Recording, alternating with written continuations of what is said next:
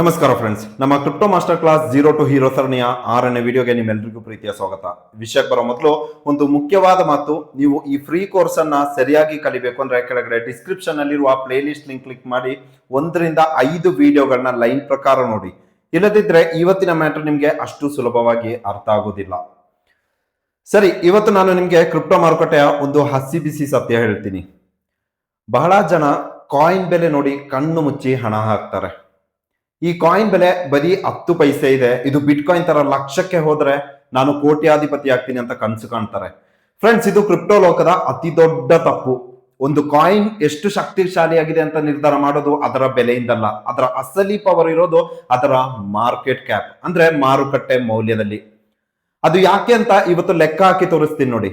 Friends, ಮೊದಲು ಈ market cap ಅಂದ್ರೆ ಏನು ಅಂತ ಸುಲಭವಾಗಿ ತಿಳಿಯೋಣ. ಇದು ಕೇವಲ ಒಟ್ಟು ಹಣ ಅಲ್ಲ, ಆ ಕಾಯಿನ್ ಸಾಮ್ರಾಜ್ಯ ಎಷ್ಟು ದೊಡ್ಡದಿದೆ ಎಂದು ತೋರಿಸುವ ಅಳತೆ ಇದು.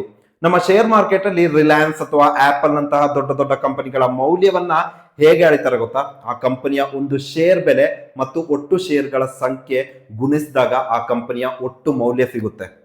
ಕ್ರಿಪ್ಟೋದಲ್ಲೂ ಅಷ್ಟೇ, ಒಂದು ಪ್ರಾಜೆಕ್ಟ್ ನ ಯಶಸ್ಸು ಅಥವಾ ಅದರ ಯೋಗ್ಯತೆಯನ್ನ ಮಾರ್ಕೆಟ್ ಕ್ಯಾಪ್ ನಿರ್ಧರಿಸುತ್ತೆ. ಇದನ್ನ ಲೆಕ್ಕ ಹಾಕೋದು ತುಂಬಾ ಈಸಿ. ಮಾರ್ಕೆಟ್ ಕ್ಯಾಪ್ ಅಂದ್ರೆ ಒಂದು ಕಾಯಿನ್ ಬೆಲೆಯನ್ನ ಮಾರುಕಟ್ಟೆಯಲ್ಲಿರುವ ಒಟ್ಟು ಕಾಯಿನ್ಗಳ ಸಂಖ್ಯೆಯಿಂದ ಗುಣಿಸಿದಾಗ ಸಿಗುವ ಒಟ್ಟು ಮೊತ್ತ. ನೋಡಿ ಫ್ರೆಂಡ್ಸ್, ಈ ಮಾರ್ಕೆಟ್ ಕ್ಯಾಪ್ ಅನ್ನೋದು ಮ್ಯಾಜಿಕ್ ನಿಂದ ಹೆಚ್ಚಾಗಲ್ಲ. ಯಾವಾಗ ನಿಮ್ಮಂತ ಲಕ್ಷಾಂತರ ಜನರು ಅಥವಾ ದೊಡ್ಡ ದೊಡ್ಡ ಇನ್ವೆಸ್ಟರ್ಸ್ಗಳು ಮತ್ತು ಕಂಪನಿಗಳು ತಮ್ಮ ಅಸಲಿ ಹಣವನ್ನ ಅಂದ್ರೆ ಇನ್ವೆಸ್ಟ್ಮೆಂಟ್ ಅನ್ನ ಆ ಕಾಯಿನ್ ಮೇಲೆ ಹಾಕ್ತಾರೋ ಆಗ ಮಾರುಕಟ್ಟೆಗೆ ಹಣದ ಹರಿವು ಜಾಸ್ತಿ ಆಗುತ್ತೆ. ಈ ರೀತಿ ಜಾಸ್ತಿ ಆದಷ್ಟು ಆ ಕಾಯಿನ್ ಮಾರ್ಕೆಟ್ ಕ್ಯಾಪ್ ಹೆಚ್ಚಾಗುತ್ತೆ. ಮಾರ್ಕೆಟ್ ಕ್ಯಾಪ್ ಹೆಚ್ಚಾದಾಗ ಮಾರುಕಟ್ಟೆಯಲ್ಲಿರುವ ಕಾಯಿನ್ ಸಂಖ್ಯೆಗೆ ತಕ್ಕ ಹಾಗೆ ಅದರ ಬೆಲೆ ಕೂಡ ಮೇಲಕ್ಕೆ ಹೋಗುತ್ತೆ. ಬಿಟ್ ಕಾಯಿನ್ ಯಾಕೆ ನಂಬರ್ 1 ಅಂದ್ರೆ ಪ್ರಪಂಚದಲ್ಲೇ ಅತಿ ಹೆಚ್ಚು ಜನ ನಂಬಿಕೆ ಇಟ್ಟು ಹಣ ಹೂಡಿಕೆ ಮಾಡಿರುವುದು ಈ ಬಿಟ್ ಕಾಯಿನ್ ಮೇಲೆ. ಆ ನಂಬಿಕೆ ಅದರ ಮಾರ್ಕೆಟ್ ಕ್ಯಾಪ್ ಅನ್ನ ಪ್ರಪಂಚದಲ್ಲೇ ಅತಿ ದೊಡ್ಡದಾಗಿ ಮಾಡಿದೆ. ಬಿಟ್ ಕಾಯಿನ್ ಯಾಕೆ ಕಿಂಗ್ ಅನ್ನೋದಕ್ಕೆ ಇನ್ನೊಂದು ಕಾರಣ ಇದೆ, ಅದೇ ಅದರ ಸೀಮಿತ ಸಪ್ಲೈ ಮತ್ತೆ ಮೈನಿಂಗ್ ಪ್ರೋಸೆಸ್. ಬಿಟ್ ಕಾಯಿನ್ ಕಂಡಿಡಿದವರು ಒಂದು ಪಕ್ಕಾ ರೂಲ್ಸ್ ಮಾಡಿದ್ದಾರೆ.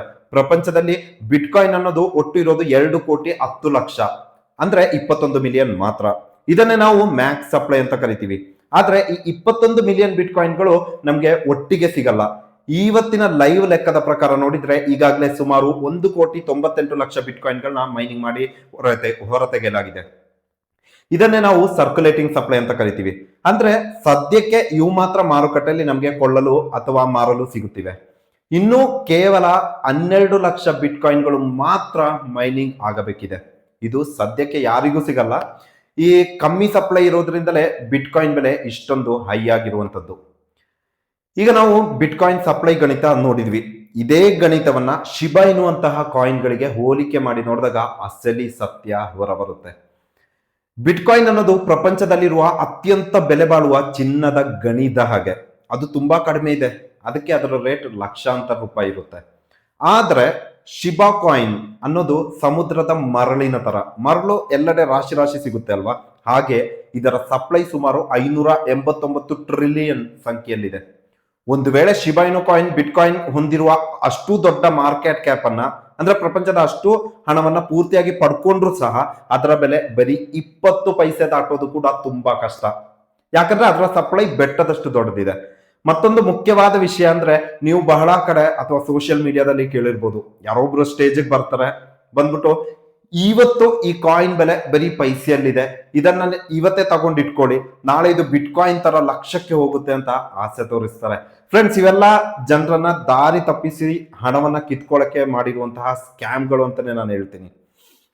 ನಾನು ಆಗ್ಲೇ ಹೇಳ್ದಾಗೆ ಬೆಟ್ಟದಷ್ಟು ಇರುವಂತಹ ಸಪ್ಲೈ ಇರೋ ಕಾಯಿನ್ಗಳನ್ನ ಯಾವತ್ತೂ ಬಿಟ್ ಕಾಯಿನ್ ಆಗೋಕೆ ಸಾಧ್ಯ ಇಲ್ಲ. ಅದಕ್ಕೆ ಇಂತಹ ಸುಳ್ಳು ಮಾತುಗಳನ್ನ ನಂಬಿ ಇನ್ವೆಸ್ಟ್ ಮಾಡುವ ಮೊದಲು ಬರೀ ಬೆಲೆ ನೋಡ್ಬೇಡಿ, ಆ ಕಾಯಿನ್ ಸಪ್ಲೈ ಮತ್ತೆ ಮಾರ್ಕೆಟ್ ಕ್ಯಾಪ್ ನೋಡಿ ಎಚ್ಚರಿಕೆಯಿಂದಿರಿ. ಫ್ರೆಂಡ್ಸ್, ಇಲ್ಲಿ ನಿಮ್ಗೊಂದು ತುಂಬಾ ಇಂಟ್ರೆಸ್ಟಿಂಗ್ ಪ್ರಶ್ನೆ ಕೇಳಬೇಕು ಅಂತ ಅನ್ಕೊಂಡಿದ್ದೀನಿ. ಬಿಟ್ ಕಾಯಿನ್ ಇರೋದು 21 ಮಿಲಿಯನ್ ಅಂತ ಹೇಳಿದೆ ಅಲ್ವಾ. ಒಂದು ವೇಳೆ ಅಷ್ಟು 21 ಮಿಲಿಯನ್ ಬಿಟ್ ಕಾಯಿನ್ ಮೈನಿಂಗ್ ಆಗಿ ಪೂರ್ತಿ ಮುಗಿದ ಮೇಲೆ ಏನಾಗುತ್ತೆ? ಮೈನಿಂಗ್ ಮಾಡುವವರಿಗೆ ಹಣ ಎಲ್ಲಿಂದ ಬರುತ್ತೆ? ಗೊತ್ತಿದ್ರೆ ಕಮೆಂಟ್ ಮಾಡಿ. ಇದ್ರ ಬಗ್ಗೆ ನಿಮ್ಗೆ ಪಕ್ಕಾ ಮಾಹಿತಿ ಬೇಕಿದ್ರೆ ಅದನ್ನು ಸಹ ಕಮೆಂಟ್ ನಲ್ಲಿ ತಿಳಿಸಿ.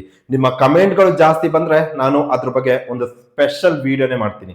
ಸರಿ ಫ್ರೆಂಡ್ಸ್, ಇವತ್ತು ನೀವು ಸಪ್ಲೈ, ಮೈನಿಂಗ್ ಮತ್ತೆ ಮಾರ್ಕೆಟ್ ಕ್ಯಾಪ್ ಗಣಿತ ನಿಮ್ಗೆ ಪಕ್ಕಾ ಅರ್ಥ ಆಗಿದೆ ಅಂತ ಅನ್ಕೊಂಡಿದ್ದೀನಿ.